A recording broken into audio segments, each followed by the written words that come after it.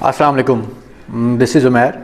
اور میری پچھلی ویڈیو میں نے بات کی تھی ان کتابوں کے بارے میں کہ جن کو پڑھ کے آپ اپنی ریڈنگ ہیبٹس ڈیولپ کر سکتے ہیں. آج میں انہی کتابوں میں سے ایک کتاب کے بارے میں آپ کو بتاؤں گا اور اس کی کہانی سناؤں گا. یہ کتاب ہے پاولو کویلو کی دا الکیمسٹ. الکیمسٹ ایک ناول ہے اور اس کی کہانی بہت انٹرسٹنگ ہے جو آپ کو اپنے ساتھ باندھ کے رکھتی ہے. اس کے علاوہ الکیمسٹ ایک سیلف ہیلپ اور موٹیویشن کے لحاظ سے بھی بہت اچھی کتاب ہے، کیونکہ اس کے اندر ایک کامیاب زندگی کو گزارنے کے لیے ہمارے لیے بہت سے سبق موجود ہیں.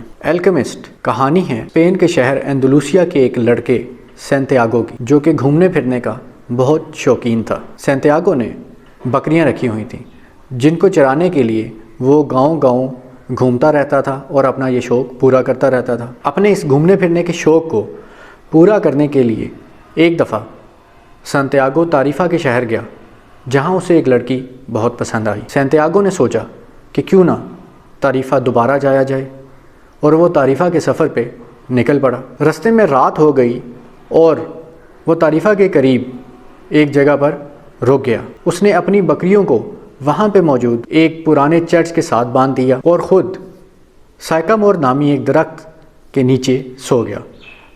سائکامور مصر اور شام میں انجیر کے درخت نما ایک درخت ہے. سینتیاگو کو سوتے میں ایک خواب دکھائی دیا کہ ایک بچہ اسے اہرام مصر کے پاس لے کے جا رہا ہے اور اسے وہاں پر موجود ایک خزانے کے بارے میں بتاتا ہے. لیکن اس سے پہلے کہ وہ بچہ اسے خزانے کی ایگزیکٹ جگہ کے بارے میں بتاتا، سینتیاگو کی آنکھ کھل جاتی ہے. سینتیاگو اس خواب سے بہت پریشان ہوتا ہے کیونکہ اس سے پہلے بھی اس کو اس طرح کے کئی خواب آ چکے ہیں. سینتیاگو اس خواب کی تعبیر معلوم کرنے کے لیے طائفہ کے شہر میں ایک عورت کے پاس جاتا ہے جو کہ خوابوں کی تعبیر بتاتی ہے. وہ اس عورت کو اپنے خواب کو بیان کر دیتا ہے، لیکن وہ عورت اسے اس شرط پہ اس خواب کی تعبیر بتانے پہ آمادہ ہوتی ہے کہ وہ اس خزانے کا 10واں حصہ اس عورت کو دے دے گا. سینتیاگو اس بات پر آمادہ ہو جاتا ہے. وہ عورت سینتیاگو کو بتاتی ہے کہ تمہارے قسمت میں ایک بہت بڑا خزانہ ہے جو کہ اہرام مصر میں ہے اور تمہیں اس کے لیے مصر کا سفر کرنا پڑے گا. سینتیاگو اس عورت کی بات سن کے پریشان ہوتا ہے اور کنفیوژن کی حالت میں وہاں سے نکل آتا ہے. طائفہ کے شہر میں ہی سینتیاگو کو ایک بوڑھا آدمی ملتا ہے. وہ بوڑھا آدمی سینتیاگو کو اس خزانے کے بارے میں کہتا ہے اور اس کے بارے میں بات کرتا ہے. یہ بات سن کر سینتیاگو تھوڑا چڑچڑا سا ہو جاتا ہے اور اس کو غصہ آنے لگتا ہے کہ ضرور یہ اس عورت کی شرارت ہے جس کے پاس وہ اپنا خواب لے کے گیا تھا. لیکن کچھ دیر میں وہ بوڑھا آدمی سینتیاگو کے ماں باپ کا نام زمین پر لکھتا ہے اور سینتیاگو کے متعلق اس کو کچھ راز بتاتا ہے جو کہ سن کے سینتیاگو بہت حیران ہو جاتا ہے. وہ بوڑھا آدمی سینتیاگو کو کہتا ہے کہ وہ اس کو خزانے کے بارے میں بتائے گا، پر اس کی شرط یہ ہے کہ سینتیاگو اسے اپنی بکریوں کا 10واں حصہ دے دے. جس پہ سینتیاگو سے یہ کہتا ہے کہ بکریاں تو نہیں، البتہ میں تمہیں خزانے کا 10واں حصہ ضرور دے دوں گا. جس پہ وہ آدمی اسے کہتا ہے کہ جو چیز تمہارے پاس ابھی ہے ہی نہیں، تم اس کو مجھے دینے کا وعدہ کیسے کر سکتے ہو. اس کے علاوہ وہ بوڑھا آدمی سینتیاگو کو 2 بہت اہم باتیں بتاتا ہے. پہلی بات یہ کہ جب انسان جوان ہوتا ہے تو اس کے بہت سے خواب ہوتے ہیں اور وہ بہت سی منزلوں کو پہنچنا چاہتا ہے، بہت سے خوابوں کو پورا کرنا چاہتا ہے، اس کے بہت سے آبجیکٹیوز اور گولز ہوتے ہیں. لیکن عمر گزرنے کے ساتھ ساتھ وہ سب دھندلا جاتے ہیں اور وہ معاشرے کے دباؤ میں آ کر ایک عام سی زندگی گزارنے لگ جاتا ہے. اور دوسری بات یہ کہ جب انسان کسی چیز کو حاصل کرنے کے لیے اور کسی خواہش کو پورا کرنے کے لیے شدت سے کوشش کرتا ہے تو اس کائنات کا ہر ذرہ اسے اس سے ملانے کی سازش میں لگ جاتا ہے. یہ باتیں سن کر سینتیاگو بہت متاثر ہوتا ہے اور خزانے کی تلاش میں نکلنے کا فیصلہ کر لیتا ہے. سینتیاگو اپنی بکریاں بیچتا ہے اور ان کا 10واں حصہ اس بوڑھے آدمی کو دے دیتا ہے. وہ بوڑھا آدمی خزانہ تلاش کرنے کے متعلق سینتیاگو کو ہدایات کرتا ہے اور اسے 2 پتھر دیتا ہے جن کی مدد سے سینتیاگو قدرت کے اشاروں کو سمجھ سکے. سینتیاگو اپنا سفر شروع کرتا ہے اور موراکو کے شہر تینجیئرز میں پہنچ جاتا ہے. تینجیئرز میں اس کے اوپر ڈاکوؤں کا حملہ ہوتا ہے اور وہ اس سے اس کا سارا مال و دولت چھین لیتے ہیں. سینتیاگو بہت پریشان ہو جاتا ہے کیونکہ اس کے پاس اب نہ مال ہے، نہ بکریاں ہیں اور نہ ہی وہ اپنے گھر میں ہے بلکہ وہ ایک انجان ملک کے اندر ہے، لیکن سنتیاگو ہمت نہیں ہارتا۔ اس کو وہاں پر ایک کرسٹل آئٹمز کی شاپ نظر آتی ہے، دکان نظر آتی ہے وہاں پہ اس کو۔ وہ اس کرسٹل آئٹمز کی دکان میں جاتا ہے اور اس کے مالک سے بات کرتا کہ تم 2 وقت کی روٹی کے عوض مجھے اپنے پاس ملازم رکھ لو، میں روز ان کرسٹل آئٹمز کو صاف کیا کروں گا اور تمہاری دکان میں کام کروں گا۔ سنتیاگو اس کے پاس کام کرنا شروع کر دیتا ہے اور سنتیاگو کے کام کی وجہ سے وہ کرسٹل آئٹمز بکنا شروع ہو جاتی ہیں اور اس کی سیل اتنی بڑھ جاتی ہے کہ اس دکان کا مالک نہ صرف سنتیاگو کو 2 وقت کی روٹی دیتا ہے بلکہ اس کے ساتھ پیسے دینا بھی شروع کر دیتا ہے، اور 6 مہینے میں سنتیاگو کے پاس اتنے پیسے جمع ہو جاتے ہیں کہ وہ دوبارہ اپنا سفر شروع کر سکتا ہے۔ تنجیرس کے شہر سے ایک قافلہ صحارا کے صحرا سے ہوتا ہوا اہرام مصر کی طرف جا رہا ہوتا ہے اور سنتیاگو اپنے مالک سے اجازت لے کر اس قافلے میں شامل ہو جاتا ہے۔ اس قافلے میں ایک انگریز سنتیاگو کو ملتا ہے۔ وہ انگریز سنتیاگو کو ایک الکیمسٹ یعنی کہ کیمیا گر کے بارے میں بتاتا ہے، جو کہ ایک گاؤں میں رہتا ہے اور جس کی عمر 250 سال ہے، جو تانبے کو سونے میں تبدیل کرنے کا ہنر جانتا ہے۔ کچھ دن میں سنتیاگو اور وہ انگریز الکیمسٹ کے گاؤں پہنچ جاتے ہیں۔ گاؤں سے کچھ باہر مصر کے رستے میں 2 قبائل کی لڑائی ہو رہی ہوتی ہے اور یہ دونوں یہ فیصلہ کرتے ہیں کہ وہ اس قبیلے میں ہی کچھ عرصہ قیام کریں گے۔ قیام کے دوران سنتیاگو کو وہاں پر ایک لڑکی سے محبت ہو جاتی ہے جس کا نام فاطمہ ہے۔ ایک دن سنتیاگو آسمان میں 2 چیلوں کو لڑتے ہوئے دیکھتا ہے اور قدرت کے اس اشارے کو سمجھتے ہوئے اس قبیلے کے سردار کے پاس جاتا ہے اور اسے بتاتا ہے کہ آپ کے قبیلے پر حملہ ہونے والا ہے۔ یہ سن کر سردار سنتیاگو کو کہتا ہے کہ اگر تو یہ بات سچ نکلی پھر تو ٹھیک ہے، اور اگر یہ بات غلط نکلی تو میں تمہارا قتل کر دوں گا۔ اگلے ہی دن قبیلے پر حملہ ہو جاتا ہے، لیکن کیونکہ سنتیاگو نے ان کو پہلے سے اس کا بتایا ہوا ہوتا ہے اور وہ اس حملے کے لیے تیار ہوتے ہیں، وہ یہ لڑائی جیت جاتے ہیں۔ لڑائی جیتنے کے بعد سردار سنتیاگو سے بہت خوش ہوتا ہے اور سنتیاگو کو بہت سا مال و دولت دیتا ہے، اس کو اپنے قبیلے میں اپنے گاؤں میں کونسلر بنا دیتا ہے اور اس کی شادی بھی فاطمہ سے ہو جاتی ہے۔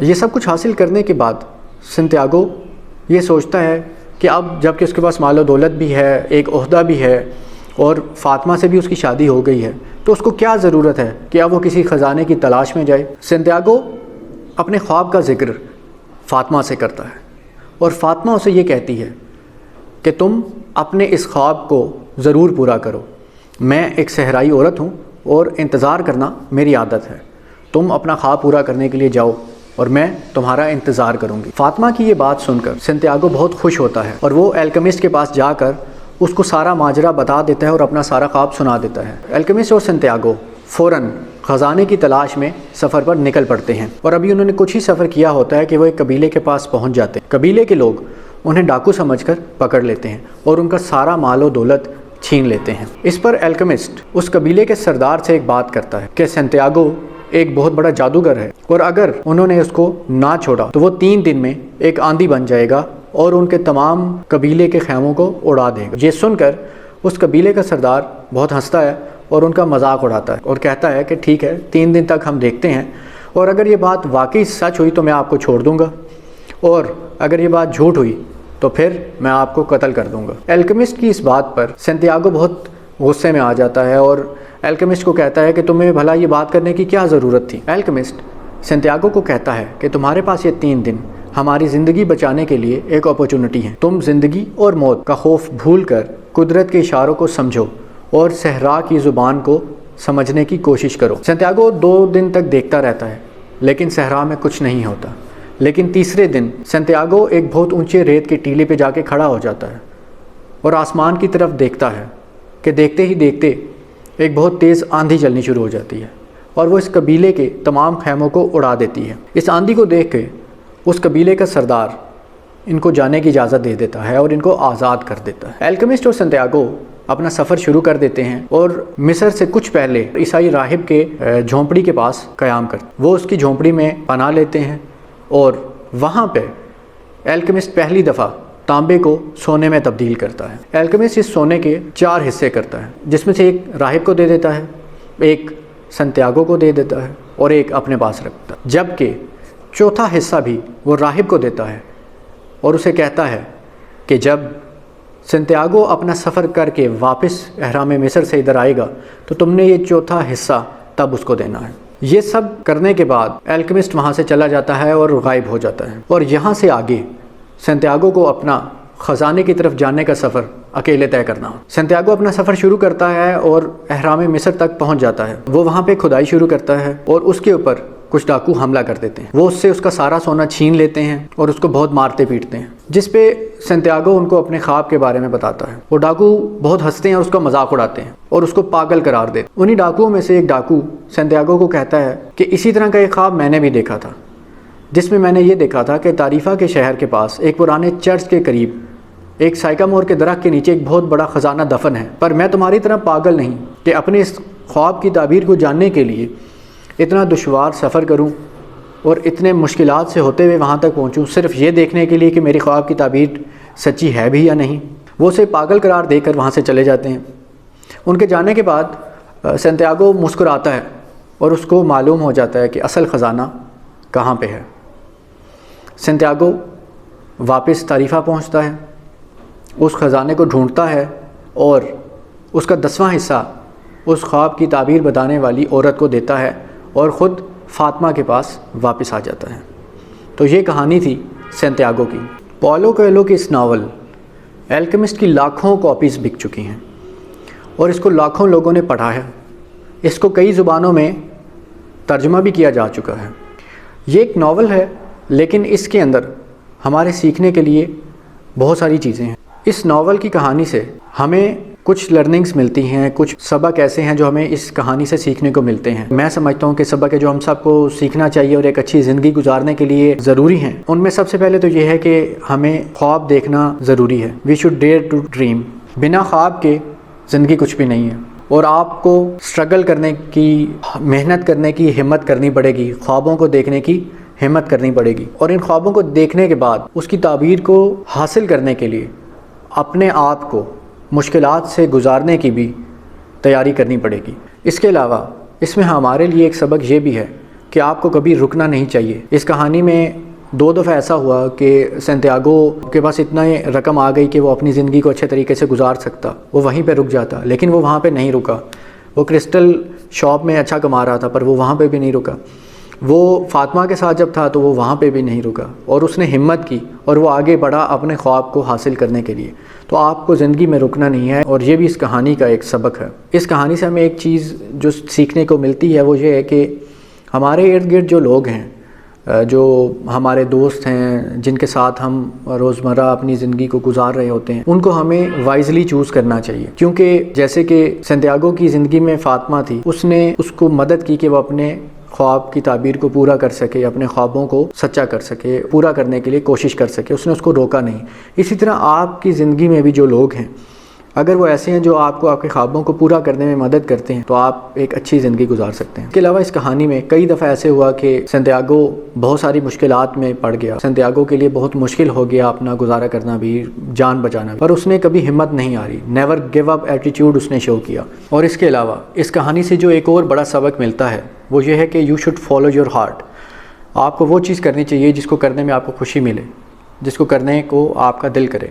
سنتیاگو نے کبھی رکا نہیں، بلکہ اس نے اپنے دیکھے ہوئے خواب کو پورا کرنے کی پوری کوشش کی، اور وہ اس کوشش میں کامیاب بھی ہو گیا۔ وہ اس نے مشکلات کے باوجود اپنے دل کو فالو کرنا چھوڑا نہیں، بلکہ اس کے دل میں جو خواہشات تھیں اس نے اس کو پورا کرنے کی پوری کوشش کی۔ تو آئی ہوپ کہ آپ کو میری یہ بتائی ہوئی کہانی اور یہ سمری اس بک کے حوالے سے پسند آئے گی، اور میں کوشش کروں گا کہ اس کے علاوہ بھی آپ کو اچھی بکس کے بارے میں بتاؤں جو کہ آپ پڑھ سکتے ہیں اور آپ کو مدد کریں گی اس ہیبٹ کو ڈیولپ کرنے میں، اور کوشش کروں گا کہ اس کے علاوہ بھی جو اچھی بکس ہیں ان کی سمریز بھی آپ کے لیے لے کر آؤں۔